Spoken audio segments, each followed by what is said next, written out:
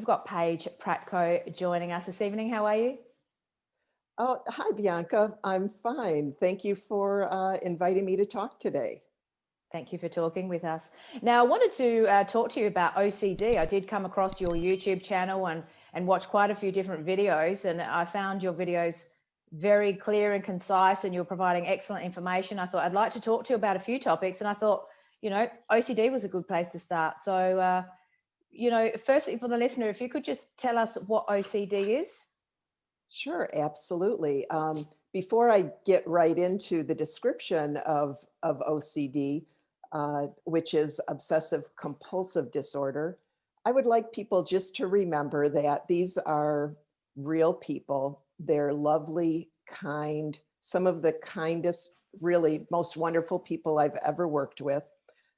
They are very creative, they're very intelligent, but they have suffered tremendously, probably have suffered more than any other patients that I've worked with.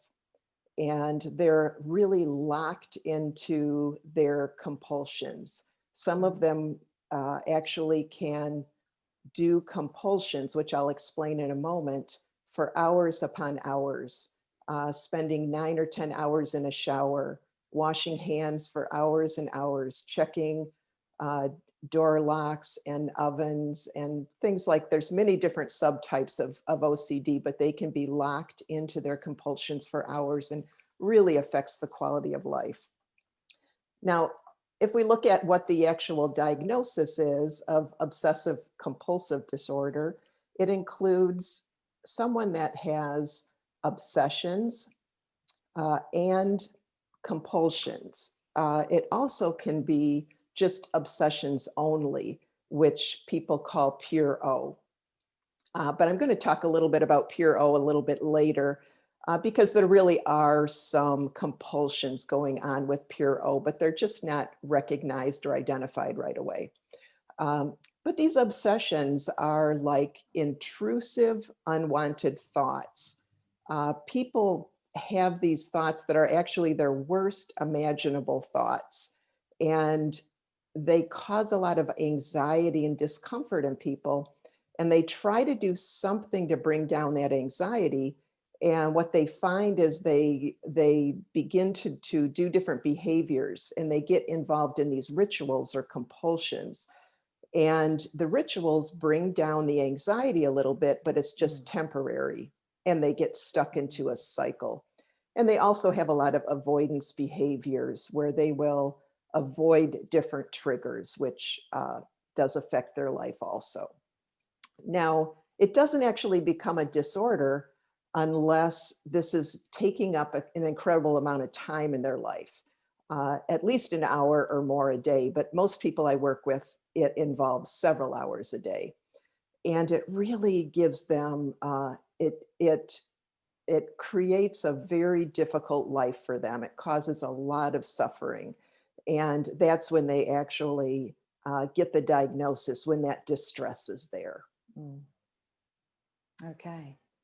So now you did say that they obsess over the worst thing they can imagine. But I mean, so if they're in the shower for, like you, as an example, you said some people can be in the shower for several hours.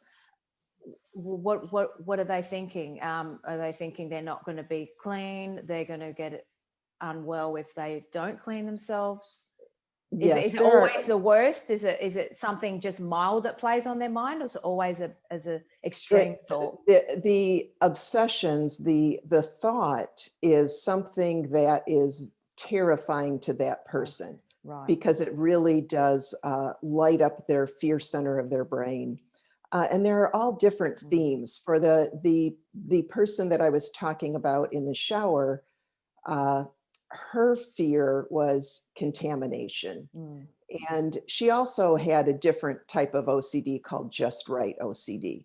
So when she was in the shower, she was trying to get a feeling that she was clean, but yet she couldn't get that feeling. So in her case, it was a combination of a fear of contamination or germs, along with a trying to get a just right feeling. Yeah. But there are several different themes in OCD. contamination is one of the most common ones that we see. And the compulsions might be cleaning or washing or avoiding touching things. There are other themes such as people that I mentioned the checking doorknobs and oven. That's a theme that we see a lot.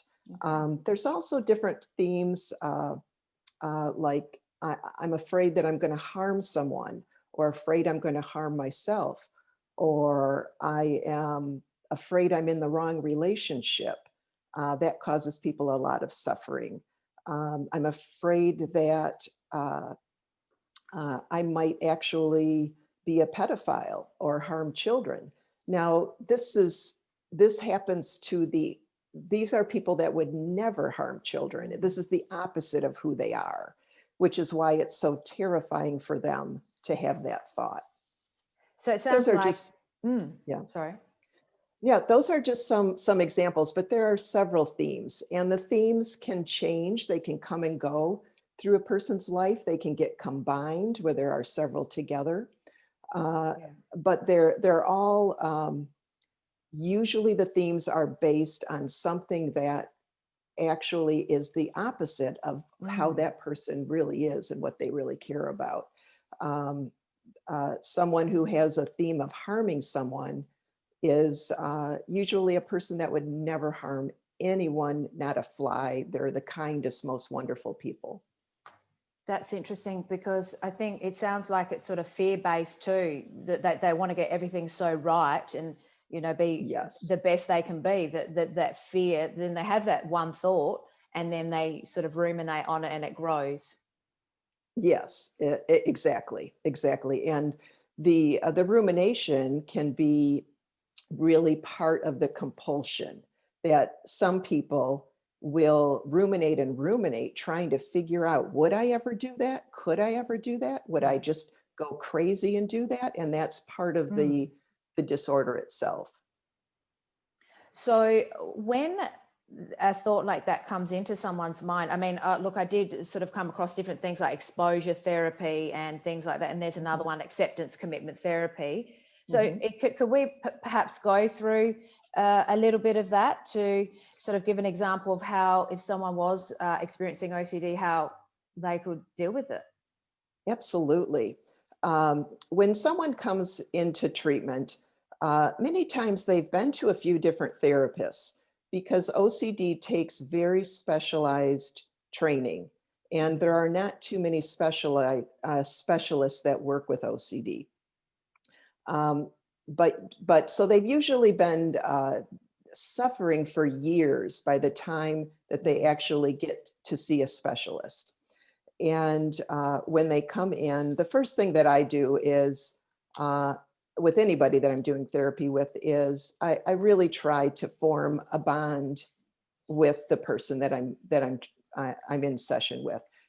Get to know them, form a therapeutic bond so that they have some trust that develops there in our relationship. And we work together to form a treatment plan.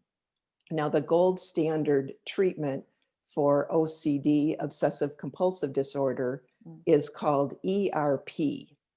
I'll repeat that, ERP. It's called exposure and response prevention. And what we do is we find out what the person's core fears are, what actually triggers this anxiety or this discomfort, these obsessive thoughts, what are the situations that really trigger that anxiety. And then we do an exposure into those situations. So for example, if we go back to the person that had a contamination fear, we would actually, she would, get herself feeling contaminated, maybe touch something that made her feel contaminated. Then she would stay in that exposure and not do anything, not washing anything, just stay in that exposure. That's the response prevention, where she is preventing herself from compulsing. And what happens is that the brain learns through that exposure that nothing bad happens. And when you're actually looking at the imaging of the brain, there's new neural pathways that are formed in every exposure. Really? And the old neural pathway of the fear, the original fear, is still there. It doesn't go away. But every exposure, we create these new neural pathways. So what we're trying to do is have as many exposures in as many different situations as we possibly can, so that they have a chance in their daily life to have, when they're exposed to their triggers, their fears, so that their brain goes on one of the new neural pathways in the brain where they will not react, and it won't really bother them or raise their anxiety. So, I mean, I know the brain has that neuroplasticity element to it, but that quickly, that one exposure can change the brain. Yeah, one exposure can, but we actually like to repeat it and Yeah, repeat it and repeat it to of really course. get that exposure in there good. Yeah. Yes. So, And yeah. sorry. Yep. Oh, no, go ahead. I was just going to say, so, you know, what happens, what part of the brain is activated with OCD? Is it prefrontal cortex, I think I saw, or is it front or back? It's actually several different parts of the brain. There is a communication problem within the brain that involves the circuitry from the front in the cortex, going actually through different areas of the brain. Right. Circuitry. We believe that there is this communication problem in the brain of somebody with OCD, as well as some neuroreceptors, neurotransmitter communication problem. And so when you look at kind of what causes it, although we can't say for certain absolute what causes it, but we know that there is a combination of factors of this brain communication and also genetics. There is a 45 to 65% genetics in the risk factor of developing OCD. And also this behavioral component. Some people may have obsessive thoughts and not compulse. And other people will learn these compulsions, and it gets much more serious then. And so really there are a few other different ways you can get OCD also, like children sometimes will get a very severe strep infection, and they can begin the symptoms of OCD. And really? Women that are postpartum, about 3 to 6% of women postpartum can develop OCD, usually related to the safety and care of the baby.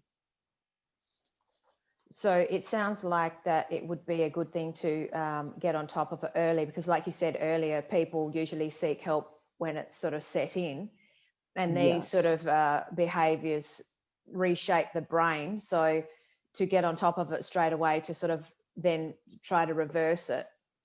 Yes, absolutely. The earlier, the better. And there are some common traits that we see in people with OCD. They tend to get very sticky thoughts. And even in children, children will be able, you will be able to see in a child that they'll get very sticky thoughts that they just cannot get out of their mind. And they have this inflated sense of responsibility about their thoughts, where they feel very, very responsible. And now humans can have 60,000 or more thoughts a day. And our thoughts can just pop into our head. We can't stop a thought from coming. But people that develop OCD, they believe that their thoughts are very significant. And when one of these fearful thoughts hits their brain, they just believe this is very significant, and they have to analyze it and figure it out. Whereas someone without OCD could just let that go. So it's not a real difference in the kind of thoughts that someone has. When someone has OCD, the difference is how they respond to the thought. That's right. And can anxiety be a cause of it? Like, when you mentioned young children having it, I'm thinking, well, how would that happen? I mean, I know you said some 45% of it can be genetic, but can something sort of trigger and enhance it in a child, bring it out more, like an anxious situation, being anxious all the time? That's a really great question. There is absolutely no evidence that that can happen. In fact, a poor childhood, having a very traumatic, terrible childhood, actually cannot bring on OCD. Yeah, yeah. Excuse me. There's no evidence of that. Mm. And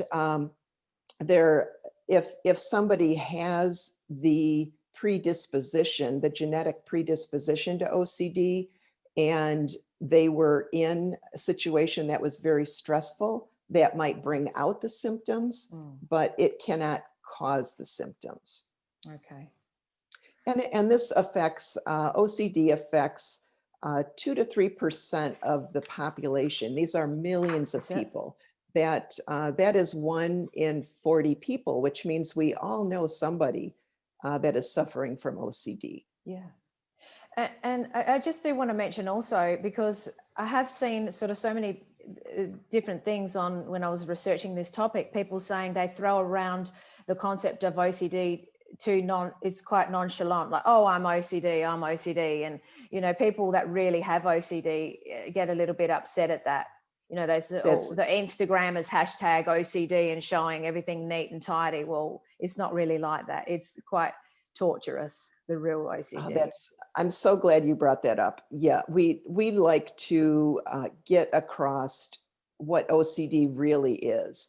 And what you're describing is someone that is a little bit quirky, or maybe they like to have their house absolutely immaculate, or they like to have their yard absolutely perfect, or maybe they're very rigid about their finances, or all of these kind of very people that are very high control. That is not obsessive compulsive disorder. Now, they may fall into a category that we call obsessive compulsive personality disorder. That's completely different. And that's a personality disorder. And people that are very, very neat, very precise, and those kind of characteristics, they actually like to be that way. They want to be that way. They're not in distress like OCD trying to get rid of it. They actually like it. So it is a big difference. And that's why they're people with OCD want the correct information known. Yes. Yeah. And that was a sort of an interesting thing you just said there, trying to get rid of it, because I think that's what also distinguishes, OCD as a problem, as opposed to someone who isn't sort of suffering from it, because they're trying so hard to get rid of it. They're fighting that one thought that they don't want. It's That's that, right. because I did see your recent video with, you mentioned Dr. Greenberg, Yes. about trying hard and trying to stop the thoughts. And you said something good. You said your only job is to not solve it. So it's that battle, Yes. isn't it? That's right. If you can imagine that, if you just had this horrible thought that I might actually hurt my family members, and that thought felt so real to you, you would want to really try to figure out in your brain, oh my gosh, is that true? Is that false? Would I do that? I mean, it would be so scary to think that and believe that that was true. And so people become involved in rumination, which is analytical thinking, and they are trying to figure it out, and they're trying to solve it or prove it false. And what Dr. Greenberg says, he is a clinical psychologist that has pure O. He says that we can make a choice to not ruminate, that we can't stop the original thought from hitting our brain, but we can make a choice to not get into that secondary fear of analyzing and asking what if and all of that. And he compares it to doing a math problem, that we can do a math problem and then stop doing the math problem, which is analytical thinking. And he said it is the same thing. You can make a choice to stop. And in doing that, it is that is a form of ERP, exposure response prevention, where we are not responding. We're in the exposure, we're having the thought, but we're not responding. And I have another video where I have a technique called I am, and it's very similar to Dr. Greenberg's advice. It is identifying when we have the thought and actually accepting the thought that it's there. We're not trying to push it away or not have it. And then we're using mindfulness technique of connecting to the moment we're living. You know, what do I see around me? What do I hear? What do I feel? And it's some place to kind of take the brain. And then we just move on to what we were doing before we had the thought.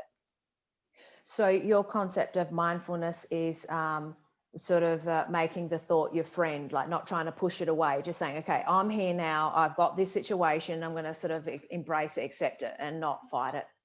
That's correct. And ERP is the standard treatment, but many therapists will combine mindfulness techniques, mindfulness therapy with ERP, exposure response prevention. And they will also combine therapy called ACT, and that's acceptance and commitment therapy. I actually combine elements of both of those therapies when I'm using ERP. Now, acceptance and commitment therapy, ACT, is a very value-based therapy. It helps in motivation. What is this person missing in their life that's because of OCD? Maybe they're missing spending time with family, and that's something they value. And so it gives us motivation to do ERP, which is, even though it sounds easy, it's extremely difficult for people with OCD. And it helps for them to know why they're doing it. They have a value. They're going to do these exposures because they really want to get their life back and spend time with their family. Yeah, that sounds like a positive thing too. You know, we always hear. Yeah, and I do want to. Oh, I'm sorry. Go ahead. After you. Yeah, I also wanted to mention that that there are medications for OCD, and medications can be helpful for some. They are not helpful for everyone. About 2 out of 3 people they can help with OCD. And the medications that are recommended are SSRIs. They're antidepressants, and they are prescribed in much higher doses than they're prescribed for depression. There are some medications that are not helpful for OCD, and a classification called benzodiazepines are not helpful. And they give benzodiazepines to people sometimes for anxiety. They're anti-anxiety medications, but they can be harmful. And those medications are things like Xanax and Ativan and Klonopin. They are not helpful for OCD, and they actually make exposure therapy ineffective. And so I thought I would just mention that. Yes, yeah, I'm glad you mentioned that, because what works for one person doesn't work for someone else. So that's right. Correct. That's right what you say. Now, just a few things. I just want to cover a few more things before we finish off. Sure. Now, I just will mention also, I did like it how you said that, you know, Dr. Greenberg had one sort of point of view and you had your point of view, and you said, oh, he might not agree with that. But I like that, because you're sort of in your videos, you in that particular video, you put sort of 2 different schools of thought, and you said, you know, what works for one person might not work for someone else. But I like it how you sort of give people the option. It's very sort of open to try things, and it can work for someone. So to have that open mind and not be stuck Bianca, in, they said that, and if it doesn't work, then I'm doomed. No, because it might work this way. Yeah, that's such a great point. I'm so glad you brought that up.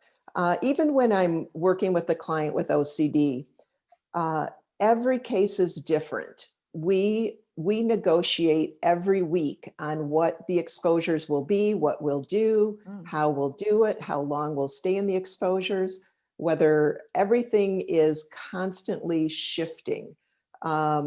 Sometimes we're planning exposures, and sometimes we're doing exposures right in the moment. They're called incidental exposures, right in the moment when Okay. it's happening in their life and it's not planned ahead of time. And everything is evolving. Sometimes we're using mindfulness, sometimes we're not. And each of my clients are in charge of how much they want to challenge themselves. What are they willing to do this week? And that's usually what I start with is, we want to know what went well, what didn't go well, and what are they willing to do this week? Mm. And this works well. And sometimes I have pushed too hard, and that always backfires on me. So I've learned over the years that really people have to be in charge of what they're willing to do. Yeah. And Yeah. it's right what you say, because what we feel one day, we might not feel the next day or the next week or the next month. We're Yes, changing as people. So mindfulness might not work that's like the that's right. next day, or it might. That's right. That's right. Yeah. I fully agree with that. And now, this for me, it was sort of pretty important to raise because watching several different videos, some people said, oh, if someone's got OCD, they're going to have it forever. They're just born with it. They're going to have to learn to live with it, make it their friend. And then I saw another video and someone said, no, the brain can change. We can retrain the brain, and or you might sort of have it a little bit, but you're in control. And then someone else said, look, you can just reshape the brain and, dare I say, get rid of it. It's really so interesting. With neuroplasticity, we can change the brain at any age, our entire life. I have even worked with an older Indian man. He was 85 years old, and we worked on his OCD, and he made tremendous progress at 85 years old. It's really remarkable that we can change the brain at any age. Yeah. And doing exposures changes the brain. Now, I don't use the terminology that OCD is cured, because we can completely, through exposure therapy, have that person not react anymore to their trigger. Yes. But let's say they go through a stressful time in their life. They had trauma, or they had major changes happen. An OCD theme may pop up. And what I've found, though, is once people know what to do, they kind of know how to catch it, and they know what Yes. to do to not let it get out of control. That makes sense. It's a bit like, Alcoholics Anonymous. I spoke to someone recently who sort of was helping out with that group. And, people have said that they'll always have that problem, but they'll just manage it. So for them, they're fine with that. To them, they're cured. Yes. They just won't have a drink, and that's fine. Yes. So I know it's not exactly the same, but it made me think that as well. Like, we can have something, but manage it and be in control. That's correct. That's Yeah. correct. Okay. And actually, I just want to go through a few online resources that people can go to, and also how we can contact you and follow you and see your videos and all that sort of thing. Absolutely. Absolutely. If somebody is interested in mental health topics, especially on anxiety and what to do about anxiety and OCD, they can follow me on YouTube, and they can just look up my name, Paige Pradko, and Paige is Paige, and Pradko is Prad as in David, Ko. And hopefully you will subscribe and enjoy my videos. You can also follow me on Instagram at Paige Pradko Therapy. Now, there are some really wonderful resources online for more information on OCD. One of my favorite resources is the International OCD Foundation, and you can look them up on iodcf.org, iodcf.org, and also peaceofmind.com. Peace of Mind Foundation is dedicated to sharing information on OCD. And both of those organizations offer classes and camps and wonderful seminars. I am always at their seminar. Once a year, they hold quite a big seminar, and I will always be there attending their classes. And we did it virtually this past year. We might do it virtually again this year. I guess we'll see. Yeah, and I did want to give a little bit of information about if someone has OCD or if a loved one has OCD, what should they do? And my suggestion is to try to search out a behavioralist specialist in OCD, a therapist. And how you might do this. Now, a lot of therapists might say that they treat OCD, but they might not have had the specialized training. And so my recommendation is if you could call them and ask them how they treat OCD. And if they answer you with ERP, exposure response prevention, you know that you have a therapist that is trained. If they don't give you that as their answer, I would say thank you very much and hang up. So that's the best one. That's the one we go for. Yes. Yes. And, it is, there are not a lot of these specialists around. It is kind of a subspecialty in therapy, but you can find them. And sometimes you might be doing therapy online. They might be at a different location, but it is worthwhile to go to one that is trained in ERP. So are you doing sessions online? Yes. Right now during COVID, all of my sessions are online. And I actually even work as a consultant in all different countries around the world. And it's quite interesting. In many countries, I'm finding there are no resources at all for mental health help. And that is one more reason why I'm so motivated to do these YouTube videos. And before we finish off, just I understand you're sort of into a few other things as well. You do help people with other topics. Can you just go through a couple of them in case anyone's watching and perhaps can contact you for something else? Yeah, some of the other areas that I do quite a bit of work in are anxiety disorders, social anxiety, health anxiety, or some people might call it hypochondriac. Health anxiety is kind of a subset of OCD. It's actually a little bit more similar to OCD than it actually is similar to anxiety. And that's also a specialty of mine. I get a lot of referrals from cardiologists helping some of their cardiac patients who are healthy and they're fine, but yet they feel like they're having a heart attack. And that's become a specialty of mine. I also do work with depression because really when you have any of these other conditions, depression usually, kind of comes along with it. So, and other panic disorder, any type of anxiety disorder, those are areas that I do a lot of work with people with those conditions and really enjoy it. It's actually very rewarding work because somebody who has had severe panic disorder and maybe they become agoraphobic and you work with someone like that.